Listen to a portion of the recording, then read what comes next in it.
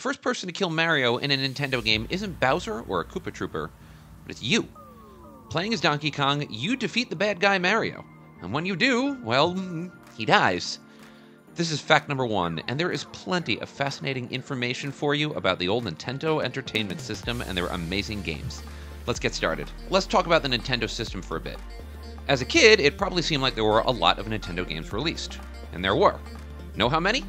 1,395 officially licensed games. However, not all of those games were available in all regions. There were 1,061 available in Japan, 678 in North America, and 359 in the PAL region, which is a lot of Europe and Australia. As many of you probably know, the original Nintendo Entertainment System wasn't called the NES at all.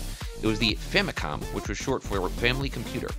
Interestingly enough, the Famicom's original games were Donkey Kong, Donkey Kong Jr., and Popeye, which differed from the Nintendo system. If you include Famicom games, the first Nintendo games were commercially sold in 1983. The last commercially licensed NES game? That would be The Lion King, which was released in May 1995. That was actually 3.5 years after the North American release of the Super Nintendo Entertainment System, which also had its own version of The Lion King. Now, if you're a Nintendo fan, odds are good you already knew a lot of these. What you may not know is there are also a ton of after-release games for the system. As recently as this year, games were still being produced. They include games like Jay and Silent Bob, Mall Brawl, Holy Driver, Micro Mages, and more. There are at least 30 such games that you can download. On the other end of its development, when first released in North America in 1985, there were 17 games originally available.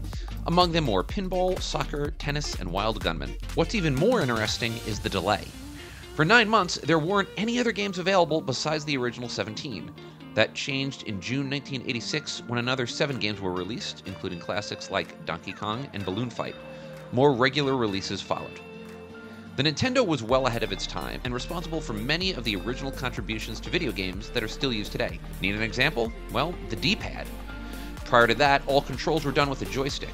In fact, Nintendo patented the control scheme, which other systems then had to redesign to avoid running afoul of Nintendo's trademark. Sometimes, Nintendo was too far ahead of its time. Like, way too far ahead. For example, in 1991, Nintendo tested a cartridge that would have allowed people to play the Minnesota State Lottery from the NES itself.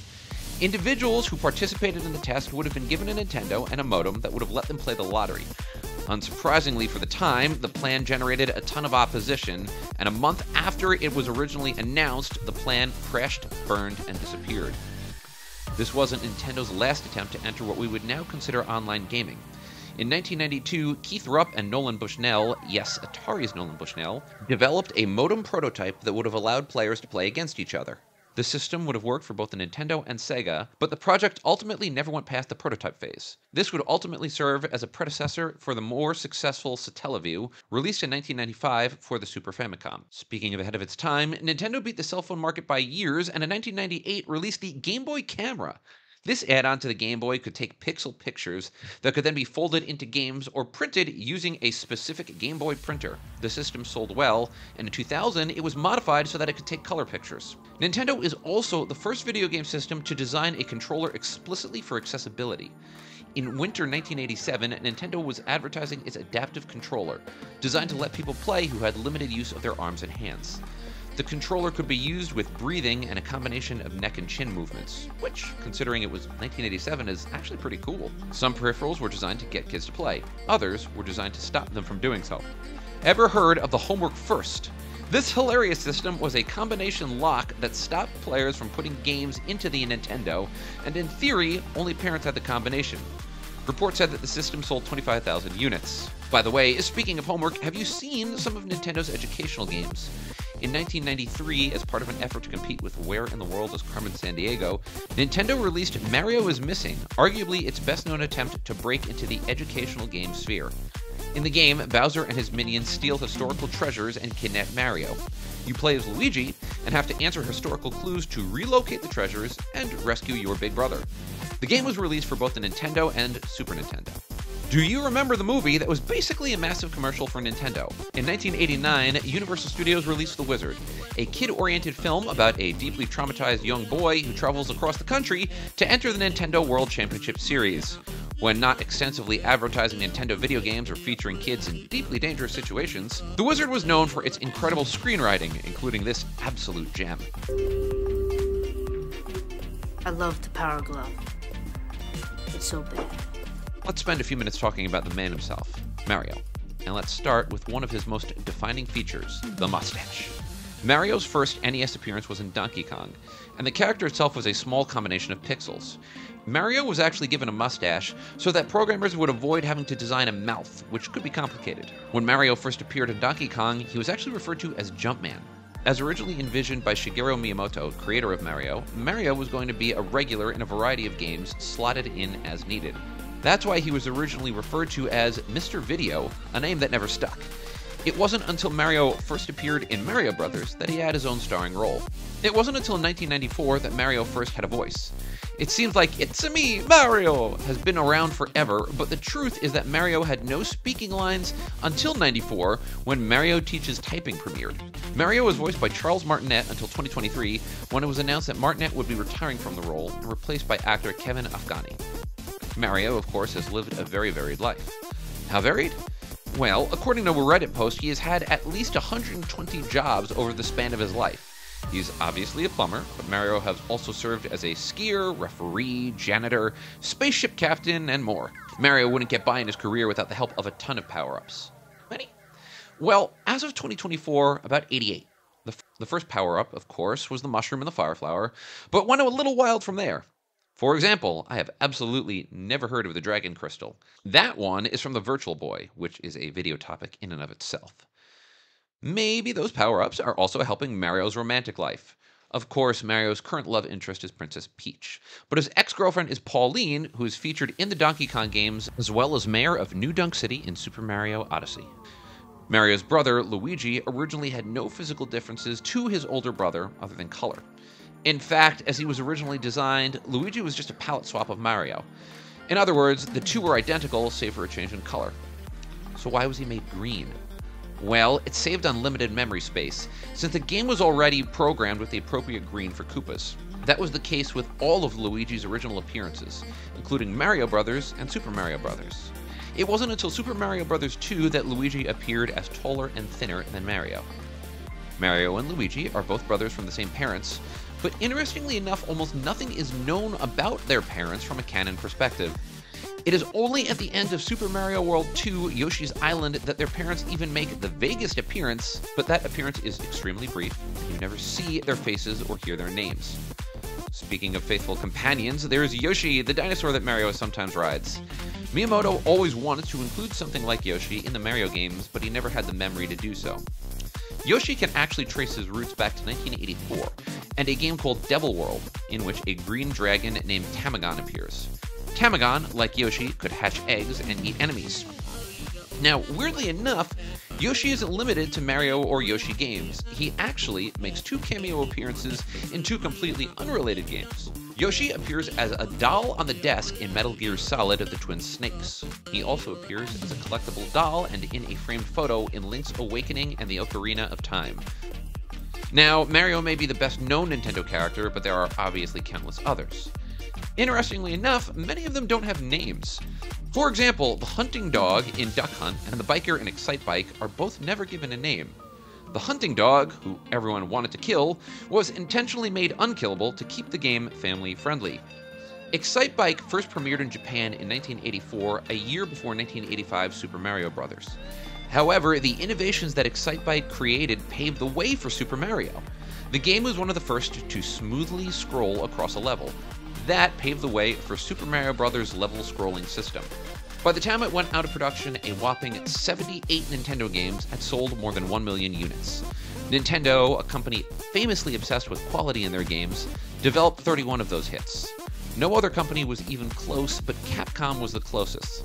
The company developed 7 1 million plus selling games, including Ghosts and Goblins, Mega Man 2, and Mega Man 3.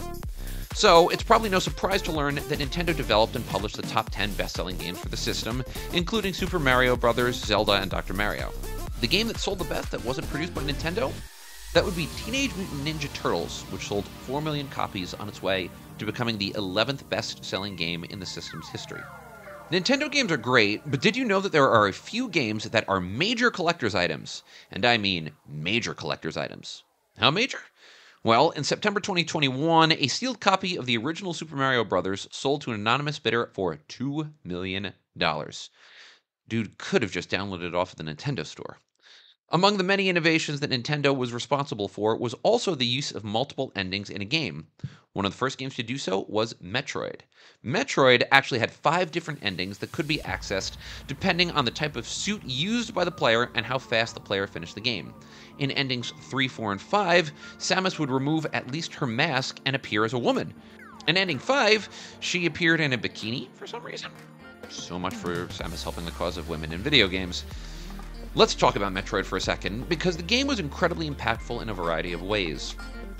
Released in North America in 1987, Metroid was the first major game to feature a female protagonist, something players only discovered at the end of the game.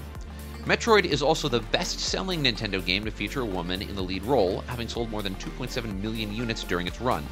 Now, incidentally, the game had to use straight-up lies in order to keep the surprise. The English instruction manual refers to Samus as a he. The game was among the first to offer permanent upgrades for players, including weapons and armor. Other games had power-ups, but Metroid was among the first to give players abilities that they would keep with them throughout the rest of the game, even if they died. Metroid also used a password system to allow you to save your progress, a system that would be removed in later years as Nintendo perfected their internal battery that allowed for games to be saved. That internal battery system was first pioneered with The Legend of Zelda. Many of Nintendo's most legendary characters first appeared on the NES. However, some of them aren't who you might think they are. For example, take the original Donkey Kong. The gorilla in jail? That's not actually Donkey Kong. Nintendo canon would later establish that it's Cranky Kong who is acting as the main bad guy. There was actually a lot of confusion about the exact relation between Cranky Kong, Donkey Kong, and Donkey Kong Jr., and it took the Super Mario Bros. Movie to clarify things. An official movie description describes Cranky Kong as Donkey Kong's father, which would then make Cranky Kong the grandfather of Donkey Kong Jr. By the way, and we discussed this in another video, Donkey Kong wasn't supposed to exist at all. As originally developed, the Donkey Kong arcade game was supposed to feature Popeye, Bluto, and Olive Oyl. However, Nintendo couldn't get the license for this classic cartoon property in time. As a result, they had to invent their own characters. That went pretty well for them.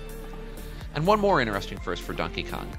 Donkey Kong 1981 is the first time that a character ever jumped in a platformer. Did Donkey Kong also invent gravity? Who knows? One of the things modern gamers take for granted is the fact that you can get through any game simply by watching a YouTube video or Googling a walkthrough. You probably remember checking out GameFAQs walkthroughs and frantically toggling between your game and your computer monitor. However, before such a thing was possible, there was the Nintendo Power Line. Launched by Nintendo in 1987, players could call this 1-900 number to get hints on how to beat a game. There was a pretty stringent training period and a green binder filled with notes for counselors on the other end of the line. Strangely enough, people began to call the hotline just to chat or get advice. The hotline shut down in 2005. Nintendo also produced their own magazine known as Nintendo Power. The magazine ran from 1988 to 2012 and produced hundreds of issues. It also contained exclusive looks at games, comics, hints, letters from readers, and more. It also had a list of high scores that players could submit from various games, including Tetris. Among those who was a regular on that list, Steve Wozniak. Yeah, that Steve Wozniak. In fact, Wozniak was on the list so much that Nintendo stopped printing his name. So Wozniak began to spell his name backwards to stay on the list. As noted before, Nintendo is fiercely protective of the quality of their games and systems. Indeed, they learned lessons from the great video game crash of 1983, which occurred, in part, due to a proliferation of genuinely horrendous games that failed to meet customer standards. As a result, in 1985, the company implemented a strict 5-games-a-year license, which prohibited companies from making more than 5 games for the system in a single year. However, some companies found a way around this limit. For example, Konami created a spin-off company known as Ultra Games, and they would not be the last developer to use this tactic.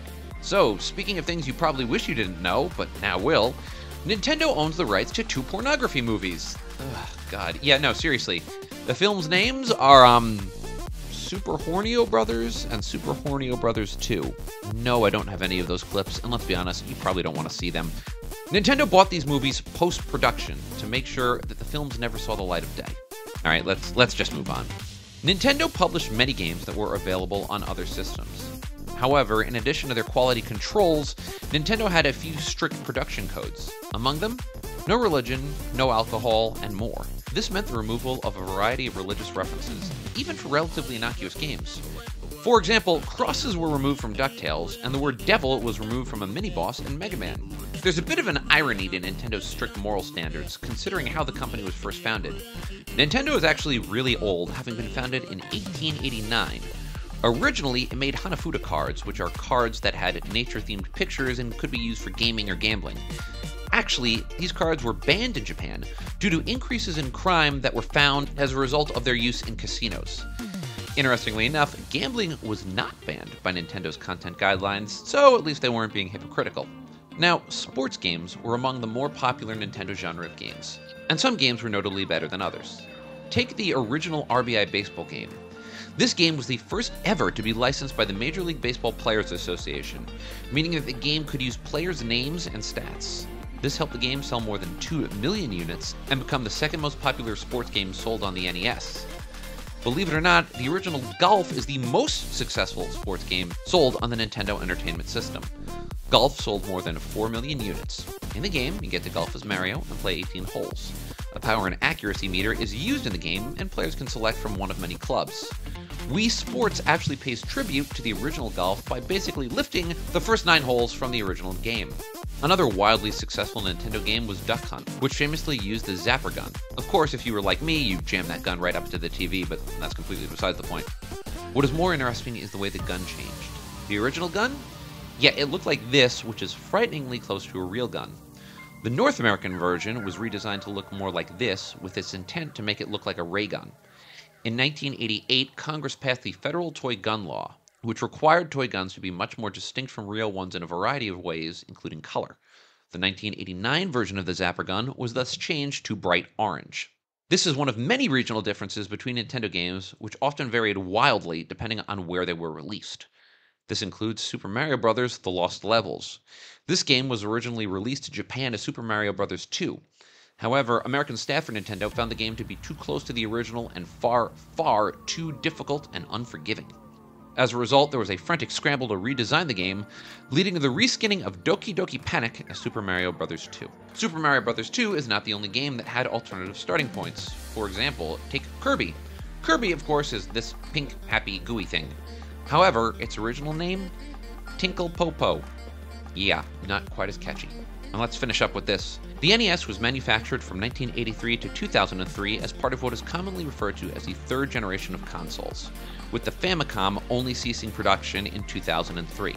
That makes the Nintendo Entertainment System the second longest system ever produced.